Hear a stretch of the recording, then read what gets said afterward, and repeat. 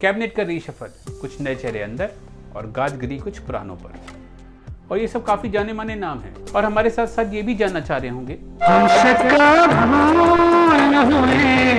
जो ये सजा हमको मिले।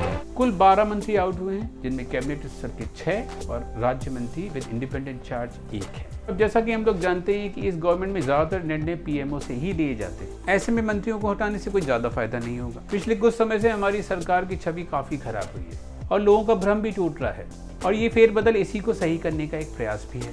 और ये कितना सफल होता है ये आगे आने वाला टाइम बताएगा। पर ये जानना बहुत जरूरी है कि चेहरे बदलने से ही सब कुछ नहीं होगा, कार्यशैली बदलनी होगी और सबकी ओपिनियन की रिस्पेक्ट करनी होगी। सबसे पहले रविशंकर प्रसाद। ए वल्लू बता इसे बता। ये सरकार में राहुल गांधी के मामलों के मंत्री थे। इनका काम था राहुल गांधी के ऊपर नजर रखना और उनको बात बात पे देशद्रोही कहना। अभी बहुत सख्त थे, ट्विटर से इनका झगड़ा चल रहा था। वो झगड़ा इनको महंगा पड़ गया। पहले ट्विटर ने इनका अकाउंट लॉक कर दिया, फिर मोदी जी ने। बस हो गया, अब बता। Ravishankar Prasad law and justice, communication, electronics and information technology के मंत्री थे और इनका सरकार में बहुत दबदबा भी था। पहले किसान आंदोलन और बाद में टूल किट, मैनिपुलेटेड मीडिया का टैग, दोनों ही वक्त सरकार की सोशल मीडिया में इमेज खराब हुई। सरकार के प्रवक्ता के रूप में इनका कामकाज था सरकार के सारे काम जनता के सामने लाना। पर राहुल गांधी, जो इनके मुताबिक कोई भी इंपॉर्टेंस नहीं रखते थे, पर ये ज्यादा कॉन्सेंट्रेट कर रहे थे और सरकारी काम से ज्यादा राहुल गांधी को ट्रोल करने में आगे थे। पर होता उल्टा था। राहुल गांधी ने जो सजेशन सरकार को दिए वो ज्यादातर सरकार ने मान लिए थे। माओवादी एरियाज में इंफॉर्मेशन टेक्नोलॉजी यानी कि संचार साधनों का काम ठीक से न होना भी एक वजह थी उनके जाने की। सबसे मजेदार बात है कि ये जोर का झटका उन्हें उस दिन 12 बजे दिया गया जब वो अपने ऑफिस में बैठे हुए थे। The sheer suddenness of the move, the unexpected nature of the move, the unpredictability of the move, the fact that there was no warning. साथ उनके राज्य मंत्री भी हटाए गए हैं। अब बात करते हैं हेल्थ मिनिस्टर डॉक्टर हर्षवर्धन की। ये भी राहुल गांधी से काफी लगाव था और कोविड की सेकेंड वेव की जगह राहुल गांधी को क्या नसीहत देनी है ये इस पे ज्यादा व्यस्त रहते थे। बाबा रामदेव की कोरोनिल को सपोर्ट करना और डॉक्टर्स के विरोध के बावजूद भी बाबा रामदेव को सिर्फ चिट्ठी लिखना ही इनके खिलाफ गया है। हालांकि इन्होंने हमारे प्रधानमंत्री की बार बार तारीफ की, पर सबसे पहले इस्तीफा इन्हीं से लिया गया। बहुत बेइंसाफी है ये। हर्षवर्धन ने कोविड को बहुत बुरी तरीके से मिसमैनेज किया। ये इसी का असर है कि जनता त्राही त्राही कर रही थी। हालांकि डॉक्टर हर्षवर्धन ने काफी बड़े बड़े दावे किए थे। सेकेंड वेव में सरकार की बहुत किरकिरी हुई थी। मिसमैनेजमेंट की वजह से लोगों ने बहुत सफर किया और अपने लोगों को खोया भी था। ऑक्सीजन और हॉस्पिटल बेड्स की कमी और दवाइयों की कमी ने लोगों को काफी नाराज भी किया और उनका काफी पैसा भी खर्च करने पे मजबूर किया। इससे लोगों में काफी नाराजगी हुई थी। सरकार की तो इमेज खराब हुई, साथ में हमारे मोदी जी की भी इमेज खराब हो गई देश विदेश में। ये जरूरत हमारी वैक्सीनेशन पॉलिसी का इम्प्लीमेंटेशन तो सब देख ही रहे हैं, ये भी इन्हीं की देन थी। बहुत बड़ी बड़ी बातें बोलने के बावजूद भी आज हमारी सिर्फ 5% पॉपुलेशन ही फुली वैक्सीनेटेड है और हम अपने वैक्सीनेशन के लक्ष्य से काफी पीछे चल रहे हैं। सिर्फ एक दिन का रिकॉर्ड बनाने के बाद से हमारी वैक्सीनेशन की रफ्तार फिर वहीं पहुंच चुकी है। हम सिर्फ 4 मिलियन लोगों को रोज वैक्सीनेट कर रहे हैं, जबकि जरूरत है कि हम 80 से 90 लाख लोगों को रोज वैक्सीनेट करें अपने लक्ष्य को प्राप्त करने के लिए। मार्च में डॉक्टर हर्षवर्धन ने कहा था कि हमारे पास वैक्सीन की पूरी सप्लाई है और उन्होंने लोगों से, खासकर अपोजिशन पार्टी से कहा था कि वो पॉलिटिक्स छोड़कर वैक्सीनेट कराएं। उन्होंने ये भी कहा था कि मोदी जी की लीडरशिप में भारत उभरा है an example to the world in international cooperation. और विश्व को वैक्सीन देने का दावा करने वाले अपने यहाँ ही वैक्सीन नहीं दे पा रहे हैं और हमारी वजह से WHO के कोवैक्स प्रोग्राम में भी इफेक्ट पड़ा है। वैक्सीन की पुअर प्लानिंग का असर हम आज भी देख रहे हैं। पर डॉक्टर हर्षवर्धन के साथ साथ उन लोगों को क्यों नहीं हटाया गया जो उनके नीचे काम कर रहे थे और जो इंचार्ज थे इन सब चीजों के। डॉक्टर हर्षवर्धन को हटाना सरकार की विफलता को भी शो करता है और ये बताता है कि सरकार कोविड को मैनेज करने में फेल ही रही है। और अब बात करते हैं प्रकाश जावड़ेकर की।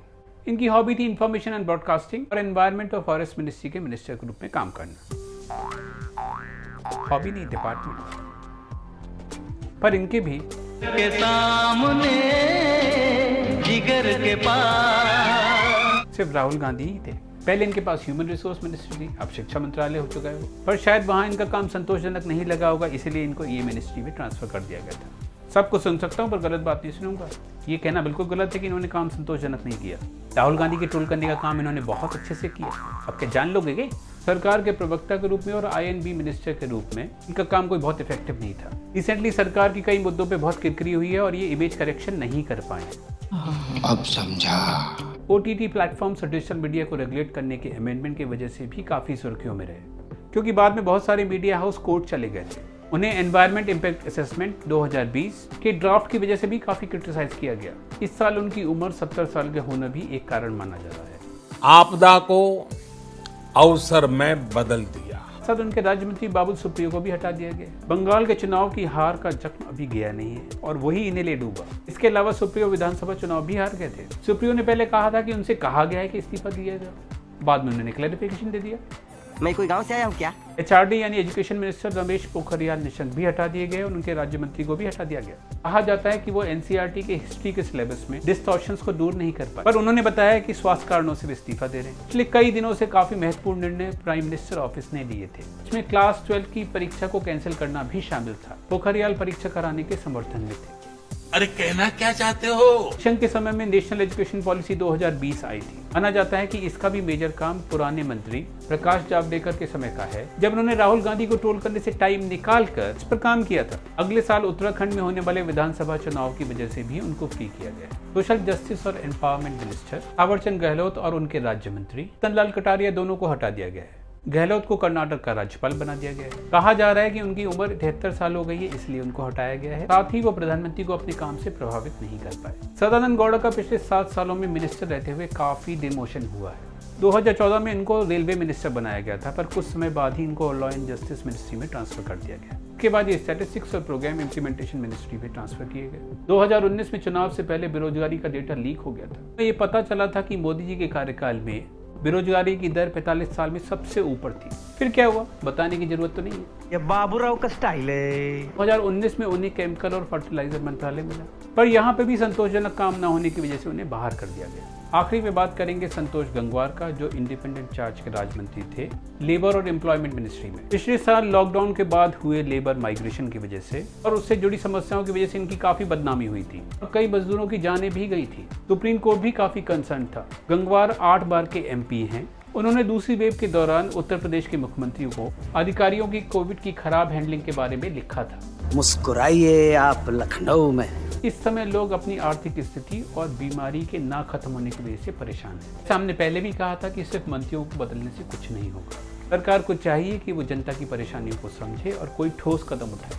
अंत में हम फिर वही करेंगे जो हम हर बार करते हैं, अपनी मार्केटिंग करेंगे। अगर आपको ये वीडियो पसंद आया हो तो इस वीडियो को लाइक करिए, हमारे चैनल को सब्सक्राइब करिए, बेल आइकन को प्रेस करिए जिससे आपके पास सारे नोटिफिकेशन भी आए। कमेंट करके हमें ये भी बताइए कि आपको ये वीडियो कैसा लगा। अब हम आपसे मिलेंगे अगले वीडियो में। तब तक अपना ख्याल रखिए, हंसते रहिए, मुस्कुराते रहिए। Bye bye.